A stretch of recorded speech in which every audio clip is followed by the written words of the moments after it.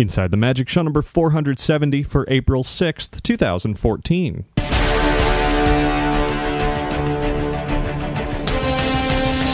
It is Sunday, April 6, 2014. This is show 470 of Inside the Magic, and as always, I am your host, Ricky Briganti, with a lot of fun Disney and theme park stuff to go through, and before we get to all of it, I invite you to visit our website at InsideTheMagic.net. There you'll find all of our podcasts, videos, photos, news, articles, and plenty more. And if you ever have any news, tips, questions, or comments, or anything else you want to send in, you can email me at ricky@InsideTheMagic.net, or you can call and leave a message at 407-494-4ITM. That's 4486. And now, let's get on with the show. This week's episode of Inside the Magic is brought to you by Magical Travel. Escape to your own carefree tropical getaway with Disney Cruise Line and save 20% off prevailing rates on select 3- and 4-night Bahamian cruises sailing from Port Canaveral. Don't let the offer sail by calling Magical Travel today at 866-207-8387 or visit them online at magicaltravel.com to receive a free price quote. And when you do that, be sure to mention Inside the Magic to receive your free Disney gift card for qualifying bookings when you book your Disney vacation with Magical Travel. And thanks very much to all contributors to Inside the Magic, clicking through any of the affiliate links on the website, or particularly making any donations, one-time or recurring. I thank you for all of it. And now, let's get started with a trip around the world.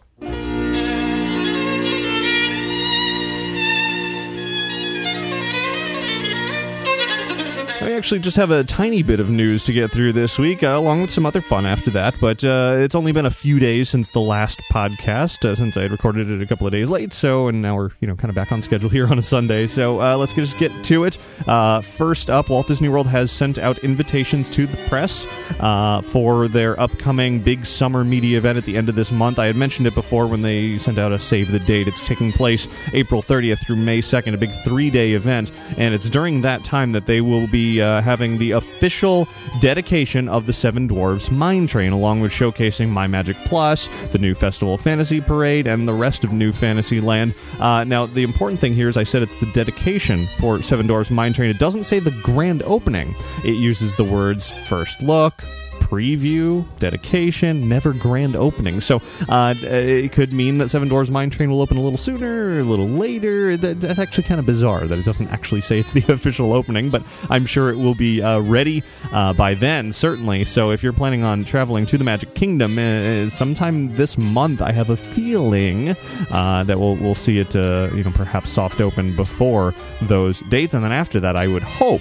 that it's going to be open from there forward. Maybe they'll still have a few tweaks to make there, but when they're inviting international press to Walt Disney World for 3 days, they certainly will want their big new attraction to be open and ready to go. In addition, during that 3 days, at some point, they're going to have a Around Our World presentation where they'll be focusing on the future of Walt Disney World, Disney Vacation Club, Disney Cruise Line, and Adventures by Disney, as well as a kickoff for the Rock Your Disney Side Summer. So quite a lot to look forward to in just a few weeks. Now, speaking of My Magic Plus, and more specifically FastPass Plus, Disney noted this week that nearly 3.5 million guests have already taken part in the testing of FastPass Plus at Walt Disney World, and they are getting closer and closer to that official rollout. And they are already have already decided that they'll be making some changes based on guest feedback. The number one thing that they've been hearing from guests is that they wanted to be able to book more than 3 FastPass Plus selections per day. So this is how the system is going to work sometime in the future. It's not quite there right now, but they said at some point in the near future, you'll be able to still only book 3 FastPass Plus selections online when you go to make your reservations in advance. But then when you show up to the park and you use all 3 of those, let's say you've booked them for 10, 11, or 12 first thing in the morning, and then you're done. You've got the rest of the day. Well, you can then visit a kiosk in the park, just like the old system, and be able to select another reservation sometime for the rest of the day.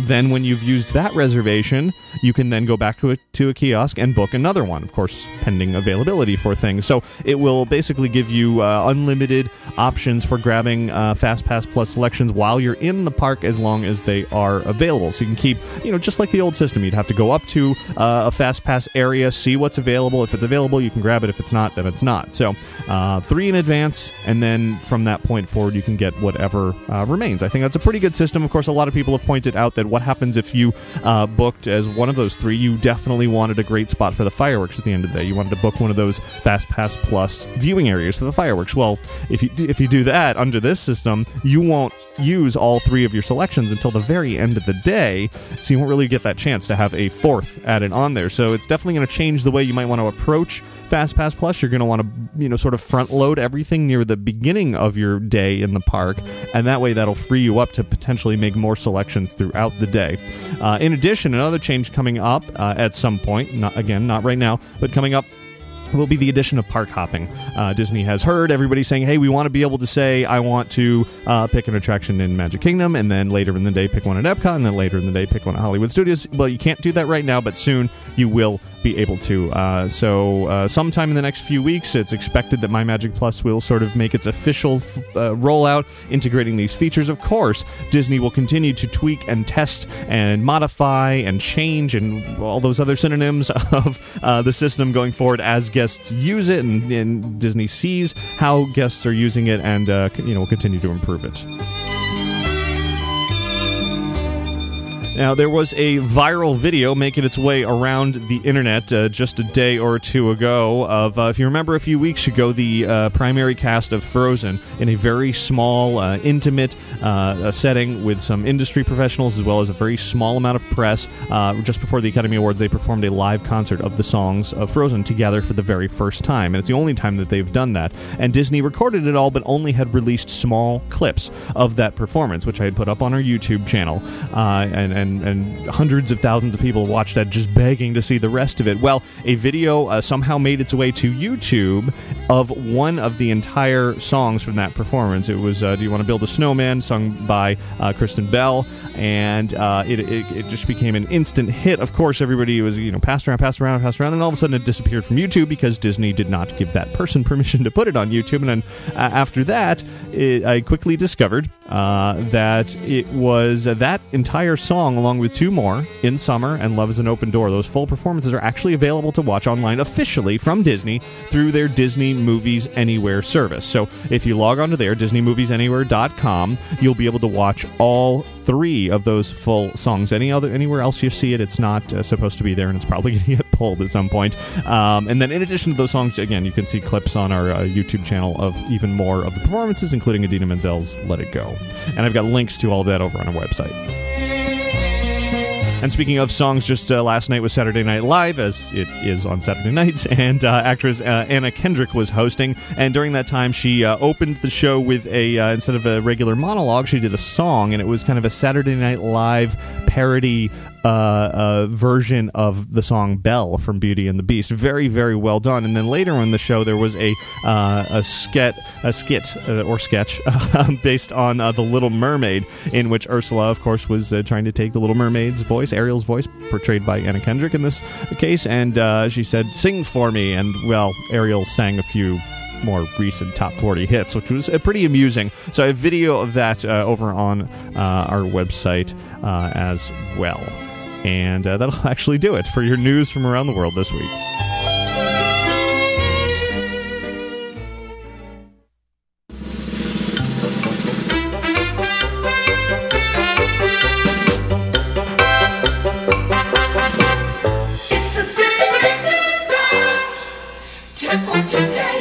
This week's tip is from Jenna, related to what I was just talking about with My Magic Plus and all that. Jenna writes, I was at Walt Disney World last week and wanted to drop a tip for parents and the new FastPass Plus system. While at Hollywood Studios, my friends and I chose FastPass Plus for the Voyage of the Little Mermaid and Disney Junior Live on Stage shows to make sure our children got to see these attractions. When our time came, we went into the FastPass Plus line and got corralled into the exact same area as everyone else. There was no special seating, no special anything to make use of our FastPass Plus pick. just a different entrance, and it felt like a waste of 2 of our 3 FastPass Plus picks. This was the same for both choices. Therefore, while at Hollywood Studios, your 3 FastPass Plus options would be better put to use for other rides, and just walk on or wait for The Voyage of the Little Mermaid and Disney Junior. As we all know, this could be changing in the future. Jenna, thanks very much. I certainly don't frequent those attractions, so I wouldn't have known that for a very long time. So good to know that it's not necessarily entirely useful right now. Now, when it gets to be busier, perhaps this summer, and there's a big long line snaking outside those buildings, and you want to skip that, that would certainly be a different case. But right now, perhaps what you said is very true. You kind of want to always pick, or most of the time, pick either the attractions you absolutely want to see, or the ones that you think are going to have a really, really long line, and you just want to be able to skip that. That seems like a good strategy for making your FastPass Plus selections. Everybody else, email your tips into tips@insidethemagic.net.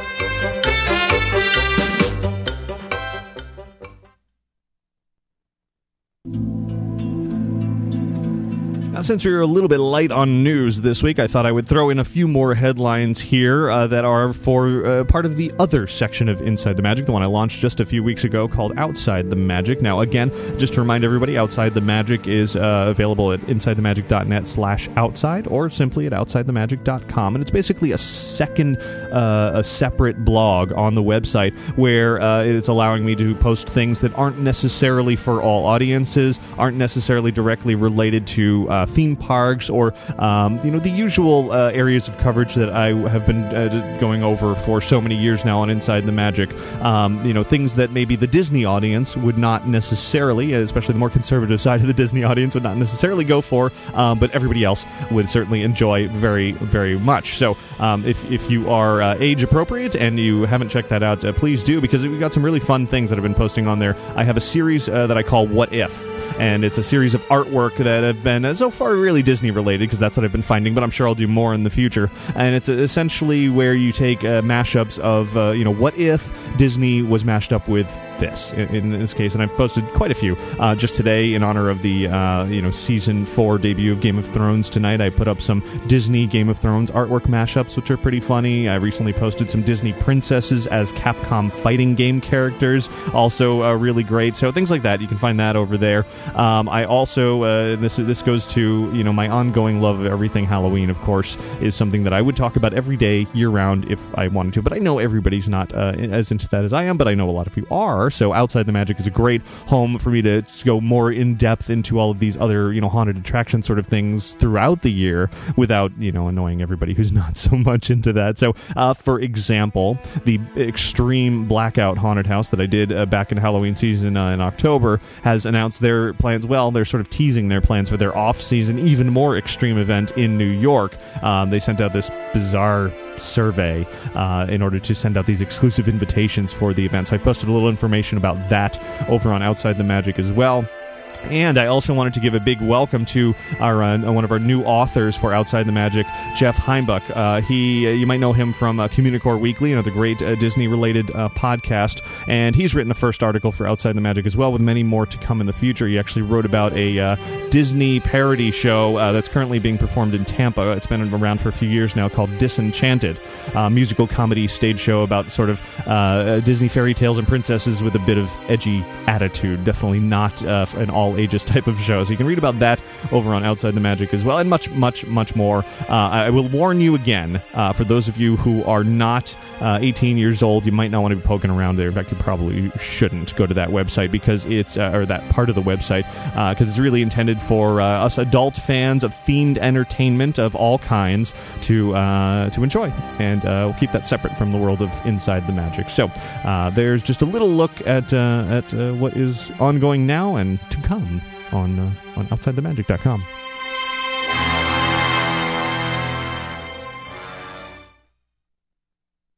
And with that, we'll go in a completely different direction, heading over to Epcot, of course, out here at Walt Disney World, where the always amazing Voices of Liberty singing group, a cappella singing group, debuted a new song just a couple of days ago, but it's a song you might not have expected the Voices of Liberty to be singing. Of course, they're in the American Adventure area of the World Showcase, normally singing very patriotic songs. Well, the most popular song in the world of Disney right now, and I have a feeling for a long time to come, is Let It Go from Frozen, and an absolutely gorgeous rendition of that song has been arranged for the Voices of Liberty, and I want to share that with you right now. Here is a song from Disney's latest animated feature, Frozen. Snow goes white on mountains and down the bridge to sea. Kingdom of isolation, and looks like the wind is howling like a swirling storm inside. Couldn't keep it, heaven knows I tried. Don't let them in, don't let them see. Be the girl you always have to be. Conceal, don't feel, don't let them know.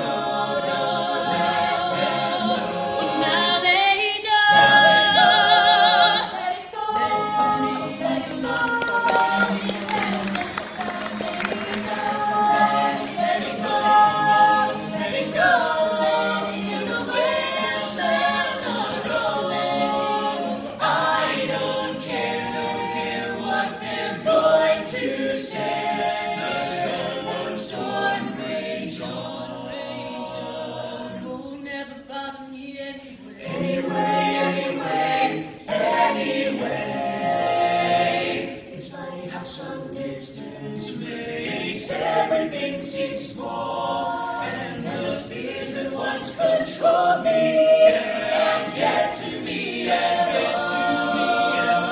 It's time to see what I can do to test the limits and break through the right, no wrong, no rules for me. I'm free.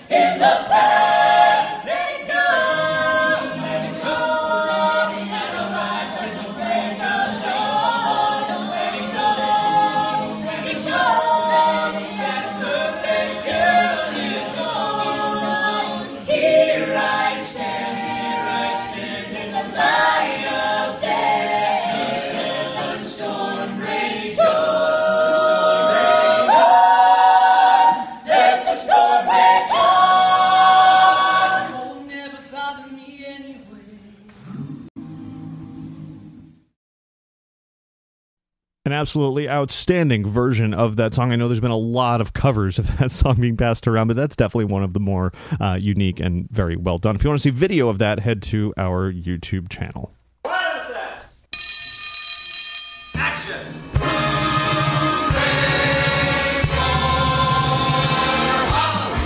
Inside the Magic is proud to welcome you to the Great Movie Review. Your young mechanic can be a panic with just a good-looking pan.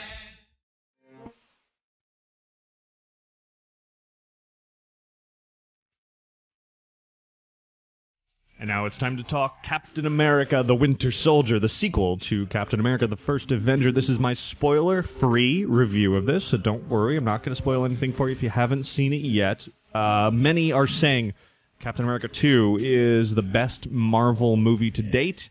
I say very quite possibly. It's certainly doing very well at the box office. A projected take this opening weekend, $96 million, according to Box Office Mojo. That's up 14% over Thor 2, Thor the Dark World, and up 44% from the first Captain America in opening weekend, which is absolutely outstanding. And, The Avengers is definitely what I would have said is the best Marvel movie so far. But it's so different than Captain America 2, so there may be equal. The Avengers is really fun, of course, bringing a culmination of Phase 1 of this Marvel Cinematic Universe, bringing all the characters together, a lot of comedy, a lot of action, a lot of really over-the-top everything. This one is a little bit smaller, just a little bit, and it's definitely the best among the standalone, character-focused Marvel films that have been released so far. I loved Captain America 1, particularly the first half of it, when it was in the past. That was great. I think Captain America 2 is even better. It's really a spy thriller. It's not just a superhero movie. There's a lot of surprises, a lot of new characters. It really grips you and holds you throughout the entire film, all the way through the credits. Of course, being a Marvel film, there's extra scenes during the credits, so it absolutely is every bit of entertainment all the way from opening to closing. There's action, there's comedy, there's tons of suspense. It is a very, very suspenseful movie. It had me enthralled the entire time. Of course, the movie is called Captain America, the Winter Soldier, so the Winter Soldier is someone you think is going to be a huge part of this, and he certainly is. Very mysterious at first, evolving the character throughout the movie, which is great, and by the end, things are maybe not exactly what you expected from the beginning. The movie absolutely does not play out in any way that you could possibly predict. Of course, Captain America himself is the center of attention, but every scene is not focused on him, which is great. So many of these movies, superhero movies, it's like, okay, this is the main character, we're focusing on this hero for every single scene, and we're always going to see him or her. In this case, it really goes around and finds other characters to focus on, like Nick Fury. He has a much bigger role in this film than I think any of the past Marvel movies. Much more of a main character. There's this great car chase scene that you've probably already heard about. It's not only a really action-packed, wonderful scene, but really vital to the story of this film and the greater story of the Marvel Cinematic Universe. Moving forward, it's clear that Nick Fury is not necessarily just the guy who's, sort of in the background pulling the Avengers together. He's actually a very important character to saving the world, really. So it's great to see more of that character, of course, portrayed by Samuel L. Jackson. Then you've got Natasha Romanoff, a.k.a. Black Widow, portrayed by Scarlet Johansson. Still, I feel like she's one of the weaker superheroes as far as the world of the Avengers go. And I'm not saying that because she's female by any means. I think that is actually the problem, though, is I think there's too much of the female aspect being played up. She's often used for, those eye candy shots. Sure, she, has a lot of action, certainly, but it's hard to look past that element of her character. They try. There's certainly more character development in this, but it's still a lot of sort of lofty. You don't really know what's going on with her. She doesn't know. I feel like they could give her so much more.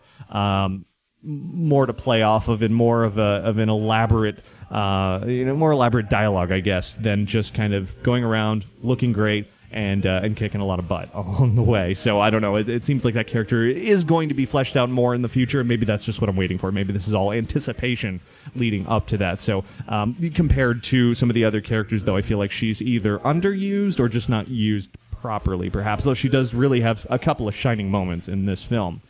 Falcon. Great new character. Perfect type of comic relief. Comic relief can go so very wrong in these superhero movies. It could be that annoying sidekick person that you just want to go away, like the girl in Thor. I don't even remember her name because I try to forget it. She's just annoying. But in this case, Anthony Mackie does a great job as Falcon. He's genuinely humorous, but also just genuine. You feel like you can like him, you can believe him, that he's got a fully developed character, but at the same time, he's still very funny. Has a lot of one-liners, just a joy to watch throughout. And then Robert Redford, who I don't want to get into too much about his character, certainly plays a major role in the film. he is Robert Redford after all, so he should. Definitely adds some class and some history to this group. A very subdued, subtle type of performance that really works well for that role. But there are definitely major happenings in this film that affect the entire Marvel Cinematic Universe. Not only sort of the timeline of what's going on now, but things moving forward. Not only movies, but also the Agents of S.H.I.E.L.D. TV show. It's all coming together. It's all tying in, which I think is a wonderful thing. It's really sort of shattering what we know about this cinematic universe, plus, whatever's to come in Guardians of the Galaxy in August. And then it's all leading up to Avengers Age of Ultron in May 2015. It's really playing out, and it has been, and it's even more so now, like an episodic TV series. Like, it's just flowing one right into the other. There's, you feel like there's a beginning, middle, and end to this story, but it never really ends. It just keeps going. It's huge and drawn out in the best way possible. On ABC recently, there was a special about the Marvel Cinematic Universe, which is a great special to kind of look back and see how it all started. I haven't been following all this since the beginning. Like most people, when Marvel came up with their first movie, with their own movie studio, Iron Man, everyone thought, really? Iron Man's what you're going to go with? Who cares about Iron Man? And then, of course, they cast the perfect people for it and really knocked it out of the park, and it just was a tremendous film, and it took off from there, and they sort of set up that formula of what the Marvel look and feel of their movies was going to be, and they've really stayed true to that. Sony has Spider-Man and they're doing their thing that way. Fox has X-Men and they're doing their thing that way, and it's all part of that universe technically, but they're not tying it in because the other studios have the rights to that and probably aren't going to relinquish those rights anytime soon, unfortunately. So Marvel and working with Disney, of course, is doing their best to bring in all the other thousands of Marvel characters that are possibilities moving forward. And I think it's great to see all of that. There's a Netflix series coming up with Daredevil and Iron Fist and Luke Cage, Jessica Jones. Surely that's all going to tie into this greater cinematic universe. And, of course, everyone's going to have to go out and get Netflix in order to watch that. So that will certainly be interesting. But there are thousands and thousands of Marvel characters that if they keep up this style of movie, I don't think it matters how well known or not the characters are. It's just going to be enjoyable to watch. And in the case of this movie, I had heard of course, Captain America and even Black Widow before all of this started. Nick Fury I had heard of but didn't really know a whole lot about. Now, of course, I'm getting to know this version of him. But like Falcon, I never even heard of this character at all. But now he's great. Winter Soldier, I don't come from a Marvel comic background, but I'm getting really drawn into this universe, and it's a whole lot of fun.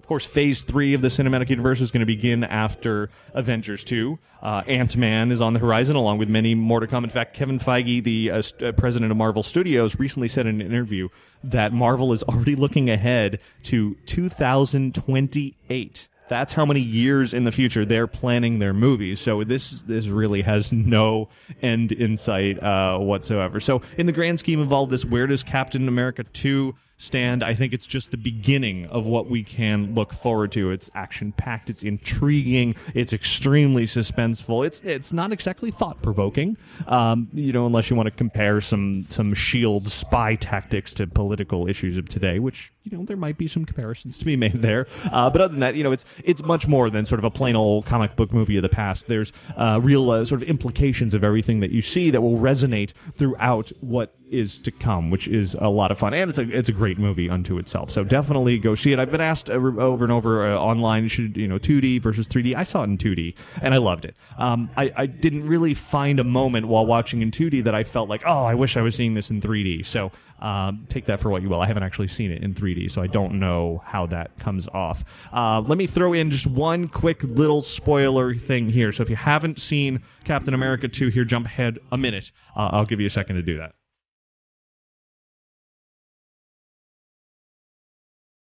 Okay, everybody good? You've seen the movie? You're not worried about spoilers? Okay, during one of the two end credits scenes of Captain America 2, we are introduced to two characters that will be coming up, I believe, in the Avengers 2, Scarlet Witch and Quicksilver. And I didn't know what I was looking at when I saw that credits scene, but I looked it up, of course, immediately after seeing the movie, and that's who they are, and they look very intriguing. I'm sort of a different spin on where all of this is going, sort of a different kind of superpowers that are happening there, so that should be really interesting. So here, I'll play the music again for a second.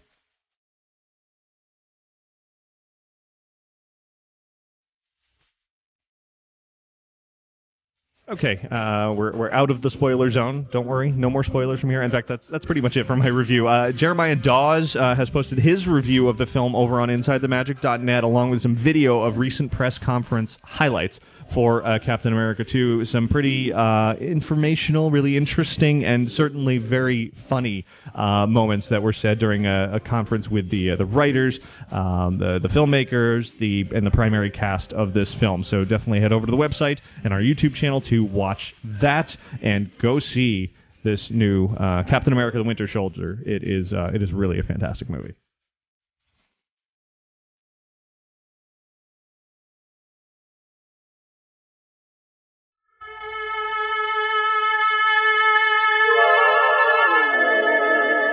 Now, a few weeks ago here on the show, I debuted a new segment called Make It Disney, and now it's time to revisit that, and I'm going to do it in two types of ways. Actually, first, I have an email from Susan from California, who is sort of piggybacking up on that concept with her own Make It Disney sort of inspired moments. She said, "I'd like to share my Disney connection to the Iditarod dog sled race in Alaska. I just got back from Nome, where I worked as a volunteer in the dog lot and was out of touch with my Disney side until I made it Disney. Number one, at -9 degrees Fahrenheit and wind chill factor of -29 degrees Fahrenheit, it was definitely frozen. Number two, I had a delicious reindeer sausage. Sorry, Sven.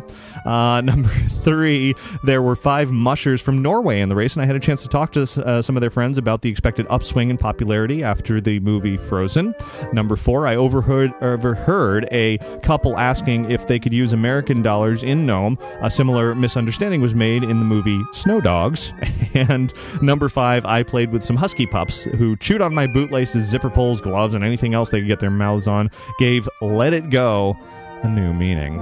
Susan, thanks very much for that. That's certainly fun to do. Take those moments in life where it's just I would say it's just an ordinary moment, but no, going to the Iditarod dog sled race is not an ordinary moment by any means. But for you to even take that and spin it and get some a little Disney flavor to it is a lot of fun. Now, earlier I mentioned that the Game of Thrones, a big, huge, popular HBO show, is coming back for its season 4 premiere tonight.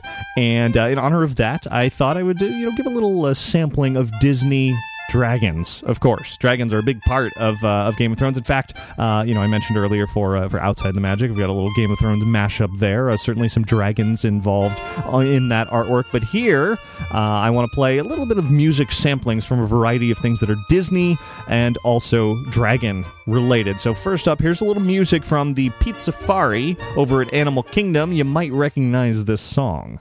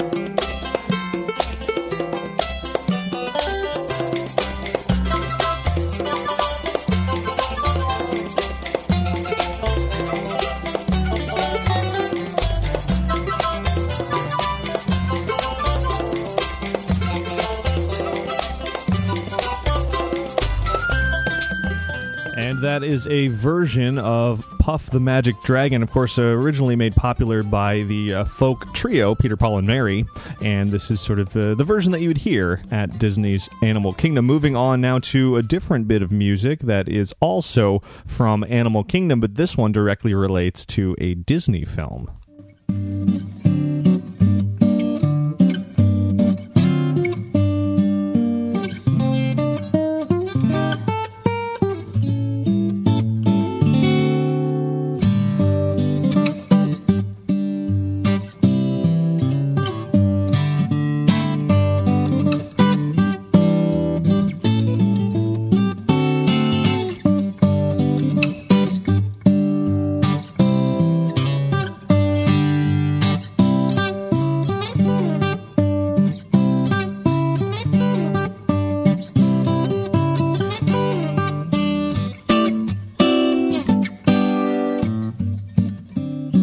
music from the Character Grove area of Animal Kingdom, and also from the live-action 1941 Disney film, The Reluctant Dragon.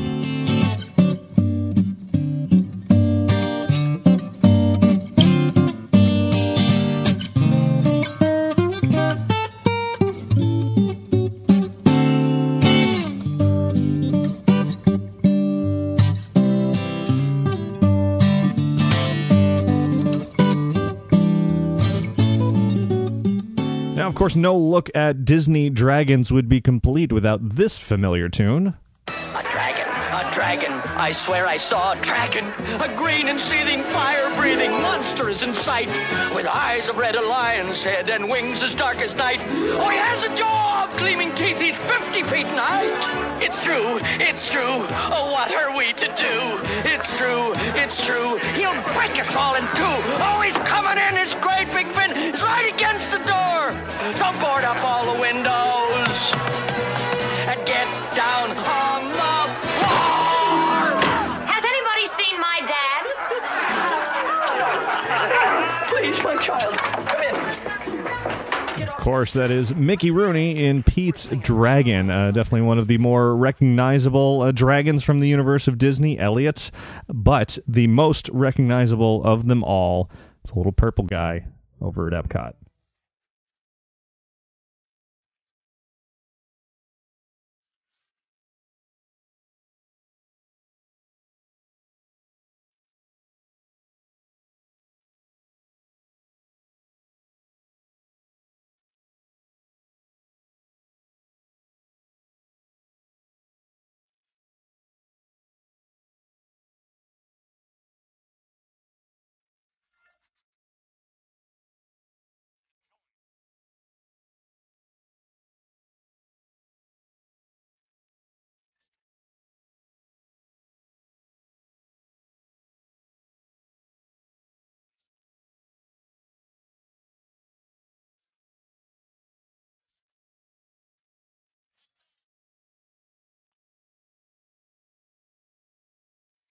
What a spark indeed. Everybody misses that, of course. I've got one more for you. Now, I mentioned that was, one of the most famous Disney dragons. Of course, there's Maleficent, which we'll see much, much more of when Angelina Jolie takes the big screen in just, I guess, next month is when that's coming up. But that aside, Maleficent aside, here's one more.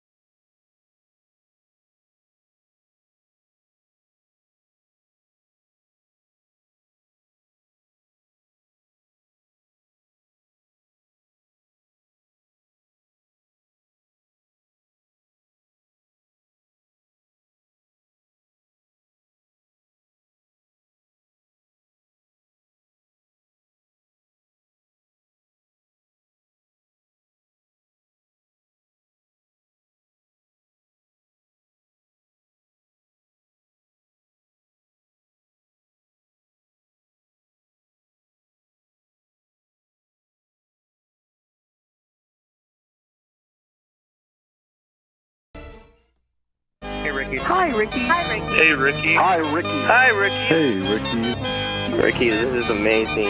Ladies and gentlemen, boys and girls. Inside the Magic Listener Feedback.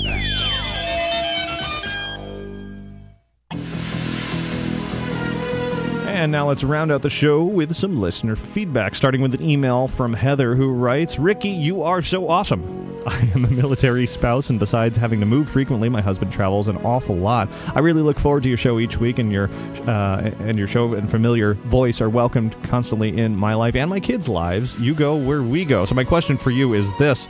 As Universal Studios appears to be having a wild upswing in quality and popularity, Disney must see them as competition on more equal terms as time goes on and Universal grows to be a can't-miss vacation destination. What changes has Disney made in their theme park planning or approach toward their guests because of the competition or influence of Universal? As many guests, how many guests does each company bring each year? It seems like Universal is closing a gap. What do you think? Heather, first, thanks very much for the compliments, and second, great question. You would think that they are closing that gap, and they are little by little by little, but the Magic Kingdom is still leaps and bounds, millions and millions more visitors each year than any of the Universal parks. That's not to say that's not going to change moving forward with more exciting attractions coming to Universal. So you are right. The Universal is definitely picking up steam, but meanwhile Disney is just trying to improve the sort of guest happiness around there. It'll be a real interesting thing to watch attendance figures in the next couple of years to see where that stands, with Disney not really opening up anything major. Meanwhile, Universal is opening up quite a lot major new things. Should be very interesting, and it's worth saying also that neither park releases attendance numbers officially, but there are groups that sort of monitor those things and put together numbers that are deemed as official as you can possibly get. What is Disney doing to respond to Universal? Those are the things that are going on behind the scenes that we don't know about yet. Disney is very methodical, very calculating, and they don't jump. There's not really a knee-jerk reaction there for the most part. I mean, those do exist, but as far as building major things, the most major of things I can think of course, is Star Wars, and it's in the works. Something major, theme park related, Star Wars is in the works, but they're taking their time, and they're going to make sure they do it right. They're going to tie it into the new trilogy of films, and it's going to happen sometime in the next few years, but it's not going to be like an overnight, oh my god, Universal's got all these cool things, we have to rush this out the door sort of thing. It's going to be a, you know what, we're going to do this once and we're going to do it right. And at that point, Disney will certainly regain a whole lot of the world's attention. In the meantime, Universal's certainly doing a good job at capturing the audience that perhaps isn't as interested as Disney. Disney, I think, forever is going to have that family market. The young kids, the parents who want to take their young kids, the grandparents, the nostalgia aspect of it. That is Disney's. I don't see anyone really replacing that. However, Universal is focusing on the now. What is the coolest thing right now? What are the teenagers going to love? What are the young adults going to love? What are the people in their 20s and 30s who don't have kids are going to love? And then, of course, families as well. But it's a different sort of demographic target audience. I think Universal certainly wants families to come there, but maybe not the exact type of family that Disney brings in. It's also, Universal has no problem bulldozing old things to replace them with new, amazing, wonderful attractions that are going to make you forget about the old things. So, it's just a different approach there. And Universal will continue to capitalize on the hottest properties now, whereas Disney's going to continue to build those, magical memories for years to come. And I think the two are going to get closer and closer and closer attendance-wise, but there's no doubt that Disney has some major plans that we don't know about just yet. So if I knew what those plans were, I would have some big news to share, but I don't. But I have a feeling we will find out in the not-too-distant future. And now let's go over to a voice message. Hi, this is Luke. Are they going to bring back the Main Street Electrical Parade in 2 years? Or what are they going to do with the Alice in Wonderland? Let me know. Bye. Thanks very much for that call. Assuming you're talking about Disneyland, as far as I know, there are no plans to have the Main Street Electrical Parade leave the Magic Kingdom and go to Disneyland. Nothing that I've heard of just yet. We have the new Festival Fantasy Parade during the day, and then Main Street Electrical Parade at night, which is a nice combination of two different experiences that the Magic Kingdom has always had. There's been different daytime and nighttime parades, whereas going on at Disneyland right now, Soundsational, Mickey Soundsational Parade, is great both at day and night. It runs multiple times during the day, not just once, and it does often run after sunset, particularly during the extended hours, like over summer or holidays and that sort of thing. So it kind of works as both. So I don't see the Electrical Parade heading back out to Disneyland anytime soon. And a good question about Alice in Wonderland. I'm not sure what exactly is going on with that attraction. It has certainly been a mess on the outside for quite a while since OSHA stepped in and needed to forced Disney to make some changes with regards to safety and railings and catwalks and this and that. And I think Disney has some plans on how to improve that. I've read a lot of rumors about some pretty dramatic improvements to that attraction, but we'll just have to wait and see if any of that comes true. Next email comes from Big N, who writes, if Disney offered you a spot to do a podcast for them, would you take it and stop your own site, or would you stay independent? Great question. It's been a while since anybody has asked me that, and even all these years later, I still kind of like doing my own thing. As much fun and amazing it would be to officially do, a podcast for Disney, I wouldn't be able to say what I'm saying right now. I wouldn't be able to say anything, for that matter, off the top of my head. I would have to, run every syllable that I say through 6 levels of approval and have it scripted, and after I recorded it, it would go be handed off to 29 different people who have to pick it apart, and it's just it's corporate and it's Disney, and it's it's just something that it's not my thing. All the oversight would drive me nuts. I think if for some miracle they said, yeah, we're gonna let you do a podcast and you total free reign, do whatever you want, of course I would say yes to that, but I have a feeling that wouldn't be even remotely the case. Disney did have an official podcast very briefly, quite a number of years ago. It was in promotion, I believe, of Disneyland's 50th anniversary, and that was okay, but it's still I think there was another one even after that where it all just felt very commercial, and I wouldn't that's not me. I'm not, I wouldn't want to sit there and talk about Disney Junior's latest show and things like that. So yeah, it would obviously depend on the specifics, but I think I like what I'm doing now. Next email is from Will, who writes, I have some questions on Disney's next film, Big Hero 6. Why hasn't any of the voice cast been revealed yet? When do they usually record voices for Disney films? I usually thought they do it relatively early and report the voice actors early as well, but there hasn't been anything yet. Should we be worried about the production of the film? Well, no. This is sort of a marketing thing. They like to reveal things when they're ready, when they feel like it's going to get the most hype for them, and make sure there's nothing else that's going to detract from that. And I think right now everybody's really focused on the world of Star Wars casting. Big Hero 6 might not be the best, it might not be the right moment for that, but as the movie gets closer, I'm sure we'll hear a lot more about it. I think I just read something recently about an actor saying something about being involved there. Obviously that was a very vague statement, so I think there's sort of little bits starting to trickle out, but I wouldn't worry about the film itself. Disney's definitely committed to that coming out, I believe, later this year, and I'm sure we'll hear much more about it in the near future. Next email is from Michael, who writes, I'm going to Disney World for my honeymoon in May, and I'm looking to maximize the trip for my fiancée since she has never been to Walt Disney World before. We're staying on property, and she's visited Disneyland numerous times. Is there anything in particular I can do, or Disney can do, to make this trip magical for the occasion? I've been trying to get reservations to be our guest, but no luck, since she has her heart set on going during our visit. Well, Michael, I have multiple ways of answering this question, and I'll start with in reference to be our guest. Try going for lunch.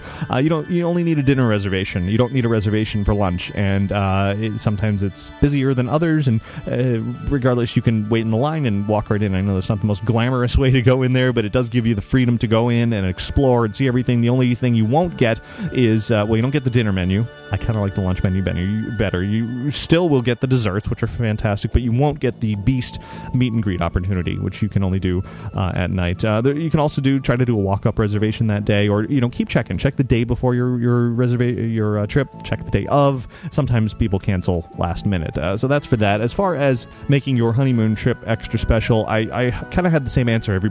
Every time people ask this question is, number one, definitely go to the hotels, explore. There's a lot of quiet moments that you can just enjoy as a couple. Watch sunsets, watch the fireworks from different perspectives, maybe the Polynesian beach, things like that. an opportunity to kind of get out of the crowds and the hustle and bustle of the parks and just sit down and relax and enjoy. Number 2, definitely taking the dining. That's not only in the parks, but at the hotels. You, of course, mentioned Be Our Guest, but there are so many great restaurants to be found outside of the parks that you don't want to overlook that. And number 3, and this is the most important one, mention your honeymoon and your wedding and all of that as much as possible. In booking your reservations, call to check on your reservations. Say, hey, this is going to be for my honeymoon, blah, blah, blah, blah. When you check in, mention it again. And every time you see, wear the buttons, wear the hats, wear the everything, and eventually, chances are you're going to get a few magical moments made for you by some cast members that'll just happen. You won't even have to plan them. Of course, you can talk to guest relations in the park. You can call and request certain things, and sometimes they'll steer you in the direction of, well, you can purchase this special package and this and that, but sometimes, those magical moments will happen. So it won't happen, however, if nobody knows that you are on your honeymoon. So you definitely have to make that known whenever possible, and then kind of just hope for the magical pixie dust to hit you from there. And congrats. Next email is from Evan, who writes, for everyone who was interested in seeing the guerrilla shot film Escape from Tomorrow, it is hitting DVD and Blu-ray on April 29th. I saw it, and although it is not very good, it is quite entertaining as an avid Disney fan. I found it fascinating that they combined shots of Disneyland and Walt Disney World, especially in Snow White's Scary Adventures, where it contains footage from both rides, both versions of the ride. I was wondering if you knew why Disney didn't do anything to stop the release of the film. And while on the topic of movies, I was wondering if it was official that the previously announced projects such as the Jungle Cruise and Matterhorn films and other animated films from Walt Disney Animation Studios had been formally canceled. Now with Incredibles and Cars sequels, does that mean The Good Dinosaur will be shelved for good?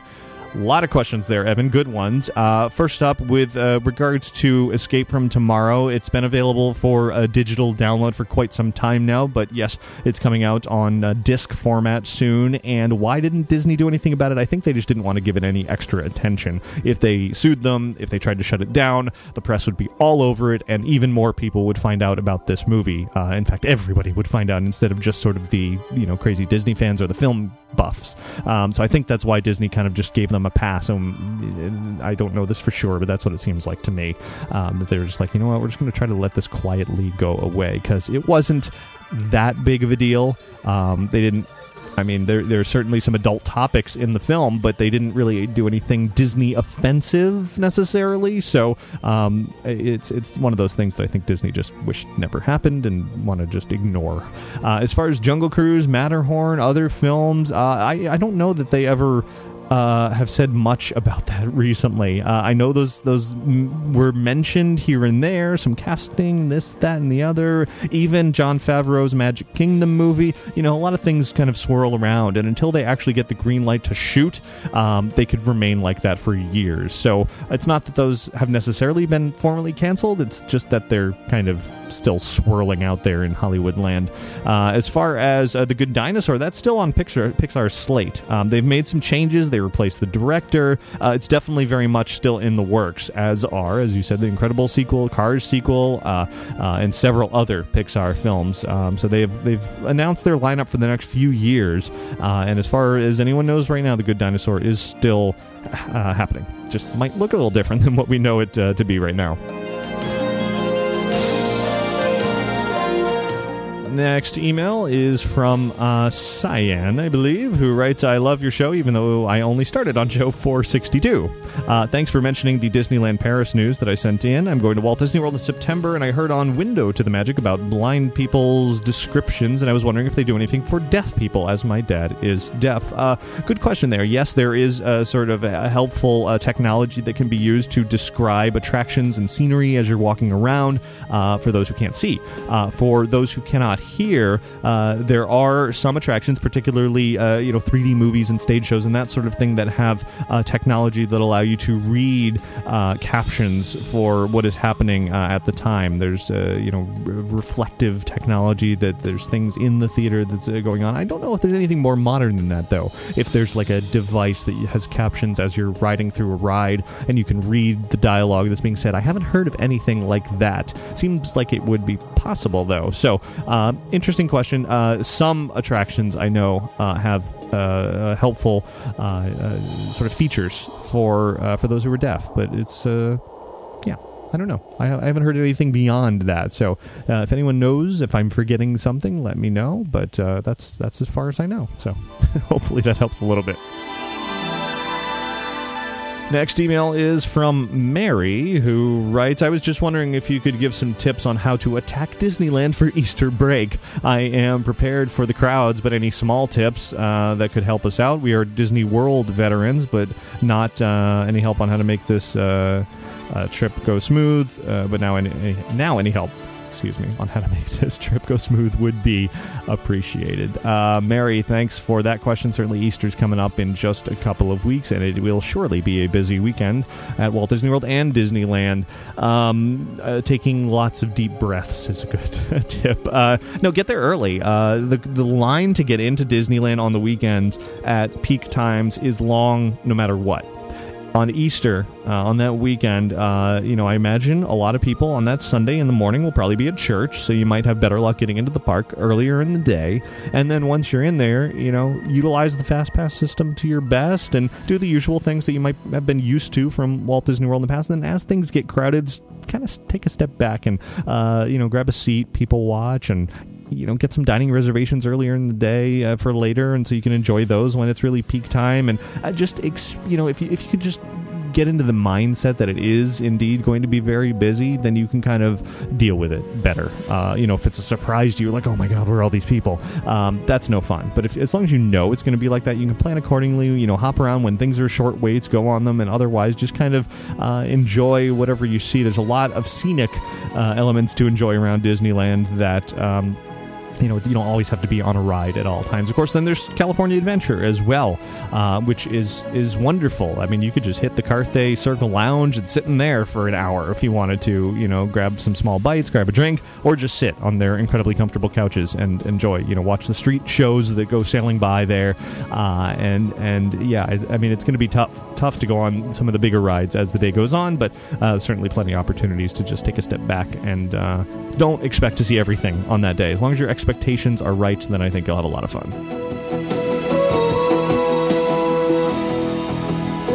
Couple of more emails and we will wrap this up. Alex writes in and says, as always, keep up the great work on the show. My comment/question is about the large amounts of refurbishments that are now occurring in the park. Most will agree the refurbishment of Big Thunder Mountain is a great success, and I'm wondering if you know or suspect that such upgraded show effects will come to other rides being refurbished. It has always been my opinion, and I think Walt is with me on this, that Disneyland is not a museum piece. It's something that should be ever evolving. Now, I am of course not advocating that we start throwing the wrecking ball at classic rides, but I do feel many Disneyland attractions need not just a dust off and a repair, but deserve some modern technological flair, as we have seen on Thunder Mountain. The dark rides in Fantasyland are especially in need of modernity. Is that a word? Maybe it is.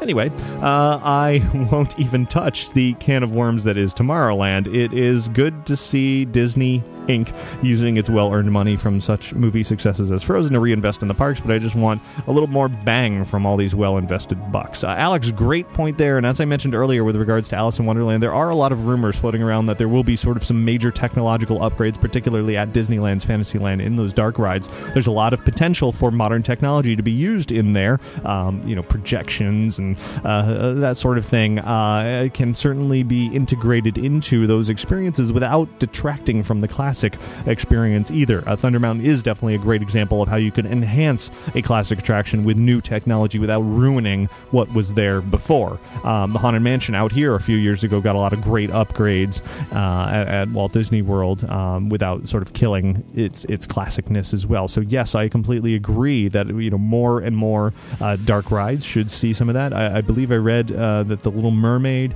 potentially is slated to already get some upgrades, even though it's fairly new. In short, yes, I do have a feeling Disney will continue to revisit their old attractions and inject some modern technology into it to keep it interesting and just as much fun as their newer rides are. And that'll do it for listener feedback this week.